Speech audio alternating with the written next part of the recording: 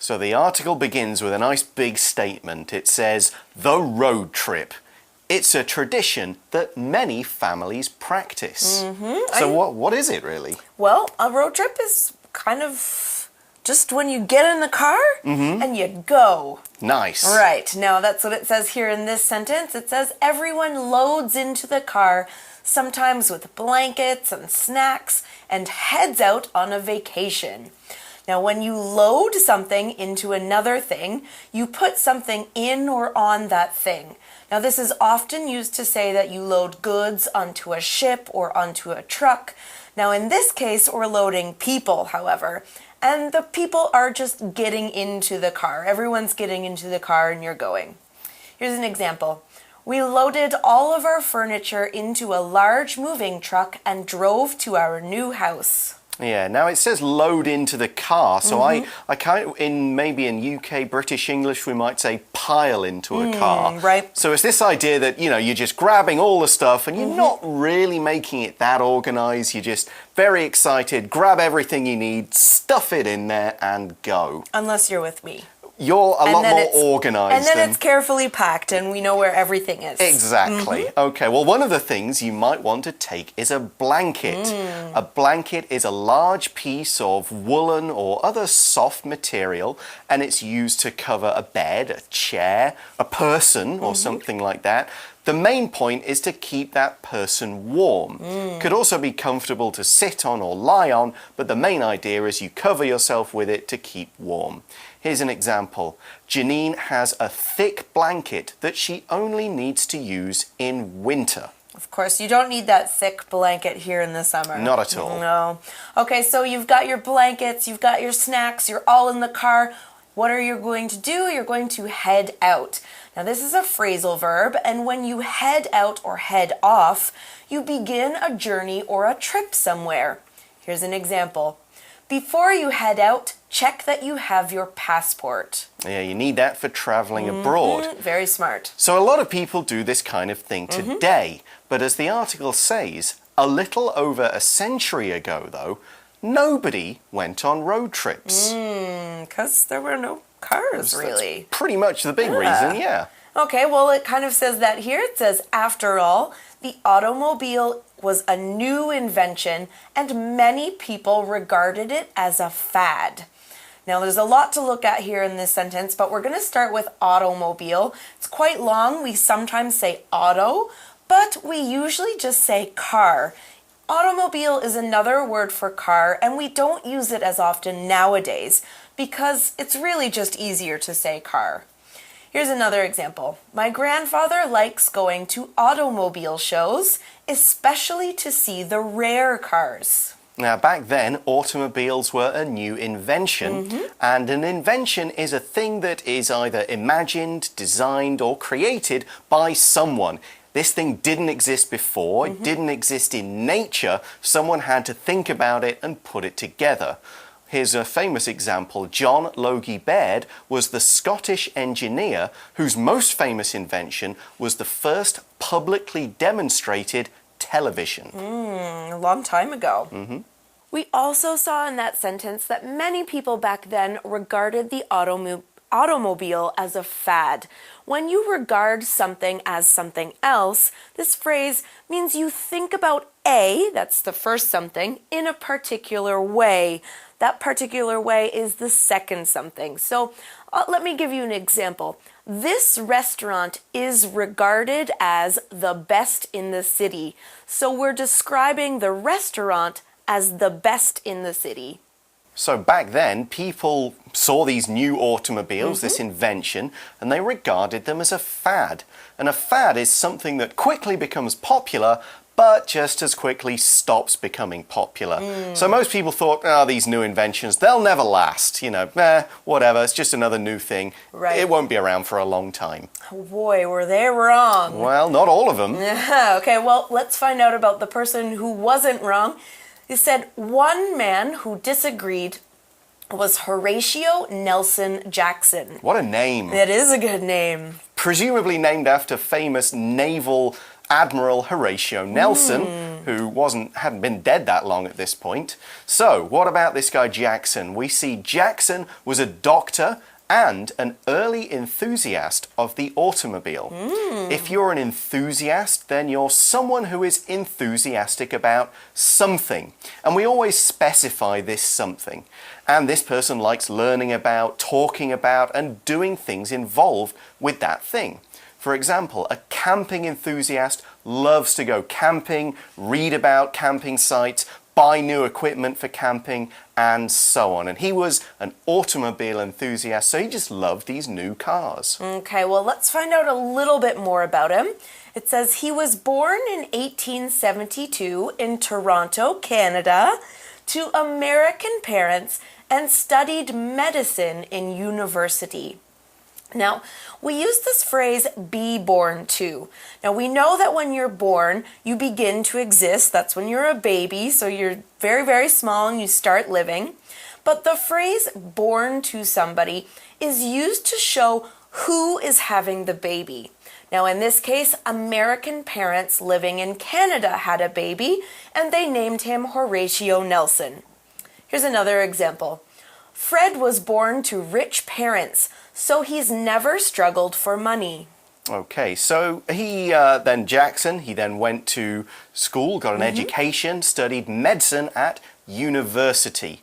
University is a school for higher education, so it's the one after high school. But universities, we also think of them as being centers for learning, for research, and for education in general. Now, we can use this word more specifically and say which one we're talking about. Cambridge University, NTU, various others all around the world. But more generally, just studied something at university. We just mean any and all schools like this that you would go to after high school. Here's an example of using it in that way. My friends and I are in our last year of senior high school, and we'll all be going to university in the fall.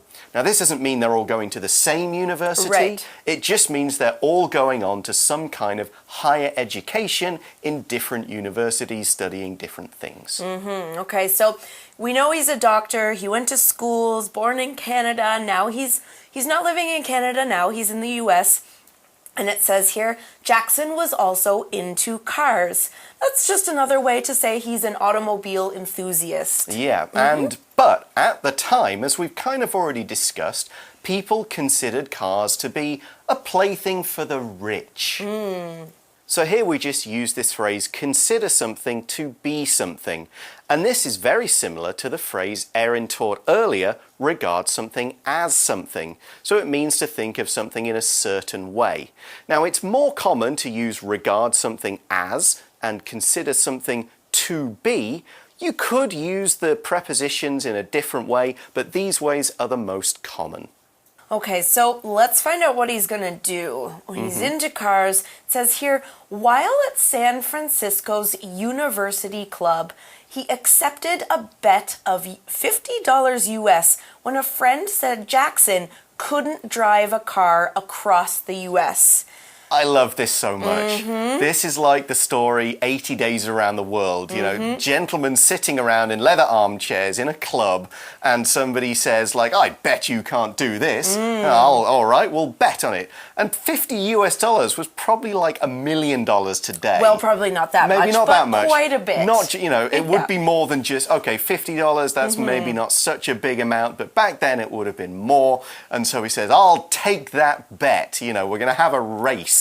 Because people did that in those days for fun. Yeah. Okay, now, it wasn't as easy as all that. You might think drive a car across the US, what's so hard about that? Well, the article says cars of the time, so cars back then, often had engine breakdowns and were difficult to repair. So it's not like today you could just drive it across, you stop at all these points, get gas, carry on, get eats. The cars back then, they were always having problems, especially with their engines. And the engine is any kind of machine with moving parts that turns power into movement. When we're talking about cars, it's that thing under the hood which burns up the gas to get energy to make the wheels turn and make the rest of the car work, and so on. Here's an example sentence. This car needs a new engine, otherwise it will never run again. Oh, that's sad. Poor car. All right, well, here's what's going to happen. He thinks that he might not be able to just fix the car if it breaks down on his own. Yeah. So he gets some help. It says here, Jackson couldn't fix his car if it broke down, so he got some help. Okay, in that sentence, we used the phrase break down. So Horatio Nelson, this guy Jackson, he wasn't sure if he'd be able to fix the car. He likes cars. He knows a lot about cars. He has a car, but he doesn't know how to fix them. So if a car or another type of machine breaks down, it stops working for some reason and it needs to be fixed. So if you're in a car and you're driving on a highway and your car just sort of dies, you're kind of in a bad spot. You need someone to come get your car, to take it, but he didn't have that luxury back then. Here's another example. The water machine has broken down again, so you'll need to bring a water bottle today. Okay, now Erin just talked about the phrasal verb break down, but back in one of those sentences we talked about engine breakdowns. Right. And there we use the word breakdown as a noun. When we do that, it's all one word. So a phrasal verb, something breaks down, is 2 words, but if you have a breakdown, it's 1 word. That's right. Okay, so that's the difference there. So you can say, my engine has broken down, or I've had an engine breakdown. Right. And of course, this is going to be a problem. These days, there are companies you call when that happens. They drive out, maybe tow your car back or something like this. Right. Back in 1872, or There wasn't or a lot of those or people. 1900, probably when this takes place, these companies didn't exist. You have to bring a guy who can fix your car along with you. Right. And you're also going to have to think, well, where are we going to get food and stuff? Because the US is not quite as built up and developed at this point. So everything's going to be so much more difficult. But he's got a plan to sort out the engine breakdown problem.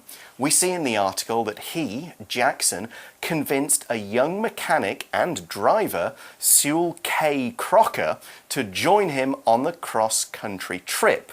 Okay, to convince someone, you persuade them, hey, do this. Maybe he gave him money. Right. Maybe he said, this will be fun. Maybe he'll say, you'll be famous. Whatever. He got this guy who's a mechanic, which means he knows how to fix machines, and also a driver to help. Now, the driver part, you might think, well, what's that matter? But it's important. There's just 2 guys in this car. So one guy can't do all the driving. You get tired and that could be dangerous. 2 people, you can change places. You can go, okay, your turn, you drive for a few hours, then I'll drive for a few hours, then you do, and then we can sleep and so on. And you can sleep while I drive. So it makes the whole process a lot easier. Right, and as you can see, back then, there weren't a lot of people who knew about cars, so we can just automatically guess that this Crocker person, he's also a car enthusiast. Likely because so. He knows how to fix them. He knows how to drive them. And back then, there weren't so many people who knew how to do that. So I feel like he's picked the perfect person to come with him. Yeah, we can actually bring this back to where we started the article about road trips. When you go on a road trip, you don't generally have one person doing all the driving. Not likely. It can happen if you're not going too far, but the point of a road trip is that you all take turns doing the driving so people can sleep, eat, relax, and not one person always behind the wheel. That's why it's more of a road trip rather than just a drive, because of this shared experience of doing it all. And that's going to kind of bring us on to our For You Chat question. So, since we've finished day 1 of the article, let's go to that right now.